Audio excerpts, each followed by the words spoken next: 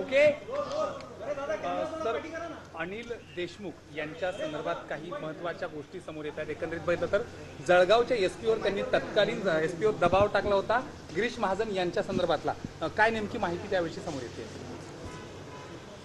खरं म्हणजे आता सीबीआयने जी चार्जशीट दाखल केलेली आहे त्या चार्जशीटमध्ये स्पष्टपणे त्यांनी सांगितलेलं आहे कशा प्रकारे गिरीश महाजनांवर मोका लागला पाहिजे, गिरीश महाजनांवर खोट्या केसेस लागल्या पाहिजे, याकरता वारंवार गृहमंत्री म्हणून अनिल देशमुख यांनी त्या ठिकाणी दबाव टाकला आणि हे गुन्हे दाखल करायला लावले।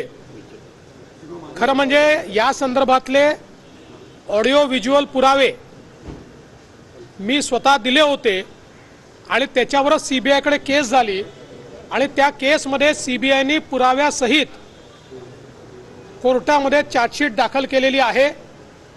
त्यामुळे महाविकास आघाडीच्या सरकारमध्ये कशा प्रकारे विरोधी पक्षाच्या आमदारांना मोका लावणे, खोट्या केसेस टाकणे, खोट्या केसेसमध्ये फसवणे याची मोडस ऑपरेंडी होती हे आपण सगळ्यांनी नीट बघितलेलं आहे।